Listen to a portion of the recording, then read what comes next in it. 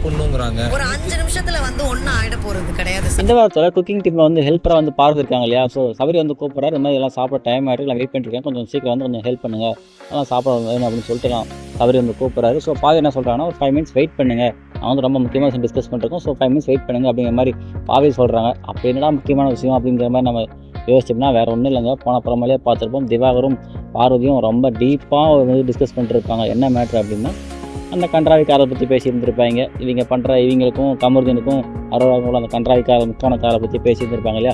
So அந்த மாதிரி discuss பண்ணிட்டு இருக்கோம், அதெல்லாம் கொஞ்சம் வெயிட் பண்ணுங்க அப்படிங்கிற மாதிரி சபரிகிட்ட சொல்லி அனுப்புகிறாங்க. ஆனால் அதுக்கு பிறகு சபரி ரொம்ப ரெக்வஸ்ட் பண்ணி கேட்கவும் உள்ளே வந்தாங்க. உள்ளே வரும்போதே புலம்பிக்கிட்டே வந்தாங்க. ஒரு 5 நிமிஷம் என்கிட்ட ரெஸ்ட் எடுக்க விட மாட்டாங்க, ஒரு கேப்பை கொடுக்க மாட்டீங்களா அப்படிங்கிற மாதிரி புலம்பிக்கிட்டே வந்தாங்க. ஸோ அப்போ கிச்சனில் சமைச்சிட்டு இருந்த பார்கவக்காரை வந்துட்டு, நீங்கள் எப்பயுமே வந்து 5 மினிட்ஸ் கேப் தானே எடுக்கிறீங்க, ஸோ இது வந்து பூசன் நடக்குது, எப்பயுமே எடுக்கிறது தானே அப்படிங்கிற மாதிரி ஸோ அவர் சொல்கிறாரு.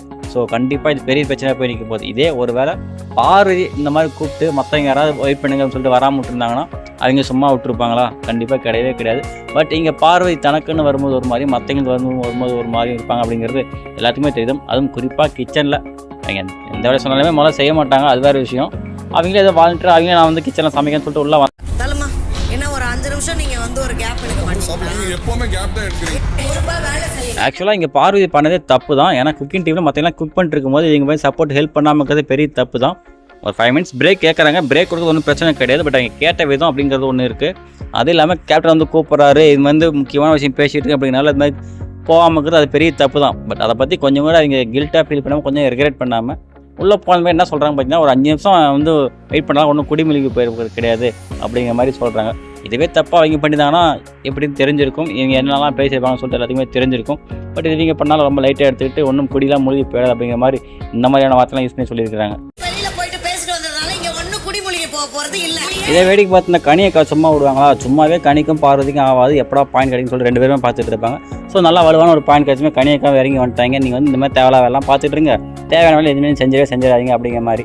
ஸோ பார்வதி என்ன சொல்லிட்டாங்கன்னா, நீங்கள் முதல்ல வெளியே கிளம்புங்க, நாங்கள் பார்த்துக்குறோம், இது வந்து கிச்சன் வந்து நான் பார்த்துக்கிறேன் அப்படிங்கிற மாதிரி பார்வதி சொல்லிட்டாங்க. ஸோ பார்வதி நீங்கள் வெளியே கிளம்புன்னு சொன்னோடனே, இது என் வீடு, நான் இருப்பேன், நீ யார் சொல்கிறதுக்கு, நான் இங்கே தான் இருப்பேன் அப்படிங்கிற மாதிரி கனியுமே கூட கோதால குதிச்சிட்டாங்க.